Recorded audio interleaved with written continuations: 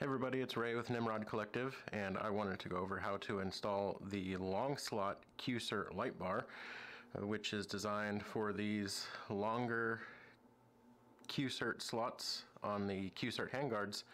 This should fit the boombox with the same slot design, as well as the minifix, the fix, and the OTP handguard. So let's go over that. Okay, so over here at the bench, got everything laid out for you guys. Up here is kind of what's going to be included in the package. All this is going to be all bundled up and in this black bag. You'll get your sticker, your card with all of your torque values and everything on it. You'll get the long slot Qsert mount, as well as your Qsert mount bolt, which is for mounting the mount itself to the handguard. And then you'll get two different pairs of light body bolts. I found in my testing that some of the bodies available don't quite have the thread length to use the longer bolts, which is why the shorter ones were included. If you run into a situation where you're trying to install these long light body bolts in your light body and you're hitting some resistance and tightening before the thing is actually tight to the mount, I would back those out and move to the short ones. But for most of what's out there that I've tested, these longer light body bolts will work, and they're going to be the preferred option because that added thread engagement is going to be a little bit stronger than the shorter bolts. But if that's all you can use, these are still plenty strong to hold a light onto your mount on the rail. They shouldn't go anywhere, but like I said, I would prefer to use those if your light body has got enough thread depth to be able to use them. Also included with the long slot mount specifically are these little black TPU sleeves. I don't know if this is going to focus, but it just kind of slips on to the front little finger on this mount. You can pop them off, pop them on. I started including those because the tolerances were different between some of the handguards on the minifixes, the fixes, the boombox, the OTP. Just, you know, different anodizing lengths. Tolerances can build up, especially between mount and handguard and things like that. So I included this to kind of take up some of the slack where it levers in and catches under the handguard. I throw one on there when I include it in the package because it does help them kind of just pop in and hold them in. If you run into any issues getting this thing installed with this, if it's tight moving forward or getting the bolt tight, you can pop this off and run it without it.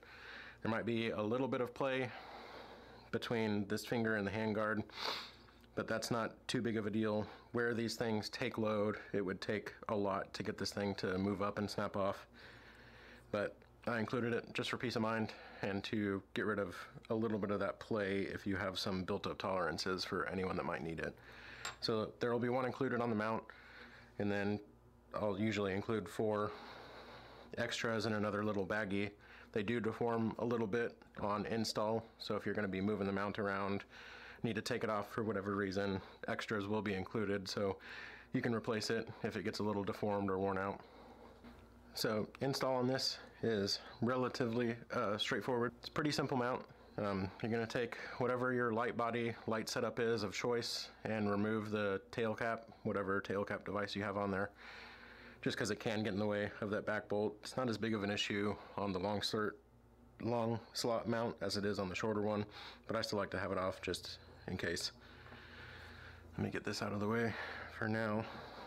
So this mount has this channel on it, as you can see, like a lot of other Scout light, you know, mounting style light bodies will have. So that is designed to work with any of the Scout lights that have this type of mounting system. It's just 2 threaded holes. A lot of them will have these little grooves that kind of fit into that channel. And this is fairly standardized.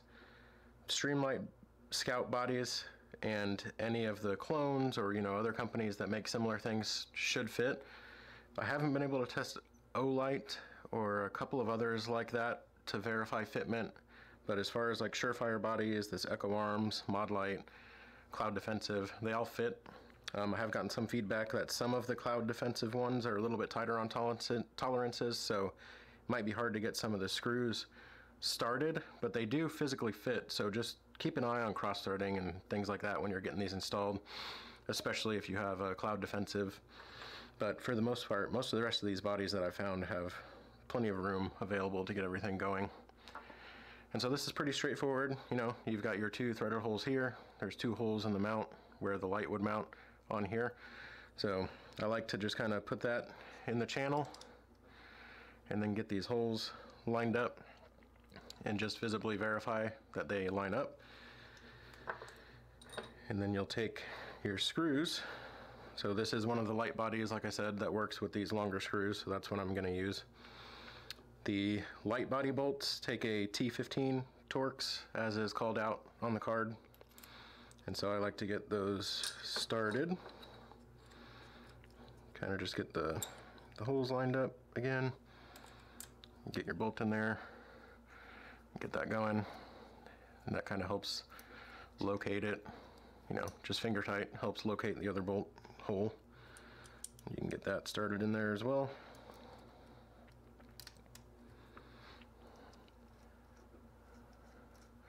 Get these tightened down, get them hand tight, nothing crazy.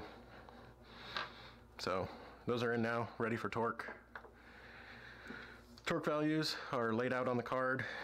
If you're gonna torque dry, which I've found works fine, I haven't typically needed any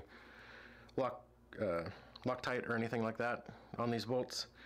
If you want the added assurance of Loctite, there is reduced torque values on the card if you're going to use something like that.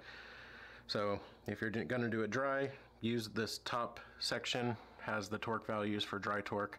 If you're going to use Loctite or any kind of wet thread locker, use the reduced torque values listed at the bottom.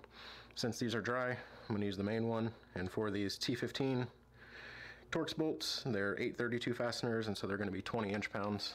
So let me get this set to 20 inch-pounds. Let's get our bit in there. Then you're kind of just going to torque these down. It's not a ton of torque, so these typically don't need to be like clamped down or anything. You should be able to do all this by hand. And then I usually just give them a couple of pops, and those should be good to go, nice and torqued down.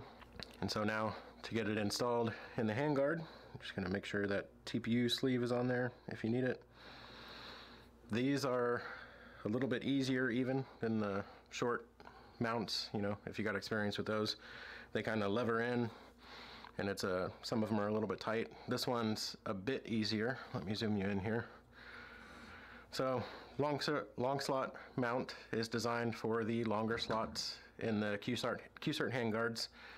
These should be standardized as far as my testing has shown between minifix, fix, OTP handguard, and the boombox. Obviously, if you want to run this type of light towards the front of the boombox specifically, they have a little cutout for the gas block adjustment. Shouldn't really interfere with this because it gets held down in the front and then with that finger and then a bolt in the back. So it may block that adjustment a little bit, but as far as fitment or install, it shouldn't change anything. So to get this installed, like I was saying, it doesn't really lever like the other one.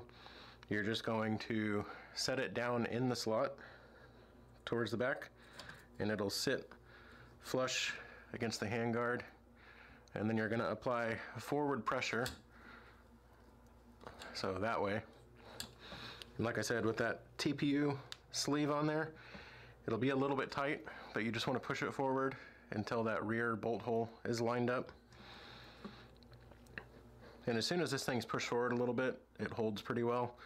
So if needed, you can take your fastener, your T20 Torx, and you can kind of get that down in there. And then I like to apply forward pressure on the light as I get that bolt started.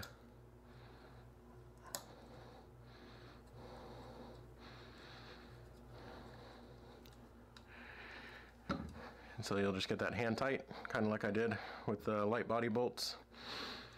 And then for these T20 fasteners, which are 1032, that's the thread, they're 32 inch-pounds. So you can go ahead and set your torque driver to the 32 inch-pounds.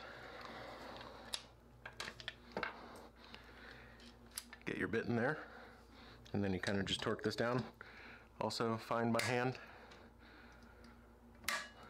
Just like the light body bolts, I like to give it a couple of snaps there to make sure it's torqued down, and then you should be good to go. With that TPU sleeve installed, this thing is extremely rigid. I mean, it doesn't move at all. Let me get this thing backed out,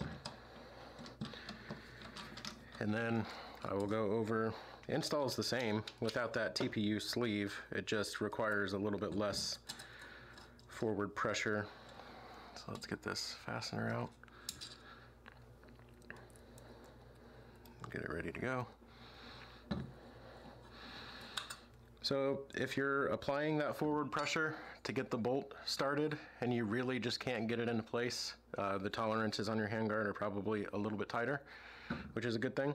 So if that's the case, you can just pop this back out, remove the TPU sleeve, and then install is the same. Just get it down into the slot, push it forward so that that front, lip or finger catches under the handguard, and then get this bolt lined up. And same thing, you'll just get it started, get it hand tight, get your torque driver set to the correct torque that's called out on the card, and then you'll just tighten that down, and then you're good to go. Depending on tolerances, there might be a little bit of movement on the front of these, but otherwise it's fairly rigid. I like to use the TPU sleeve when I can, but like I said, tolerances add up, and so sometimes they don't always fit, and I haven't had an issue running it without it. And anyway, after you get that torqued, you're all good to go with your light mount. You can get your tail cap, whatever type you decide to run, get that on, get the battery in, get the head on if it was installed without it.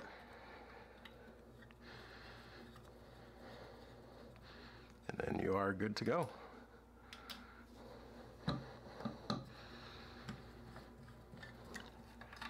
If you want to remove it, it's obviously, like I had in here before, it's just the reverse of the install.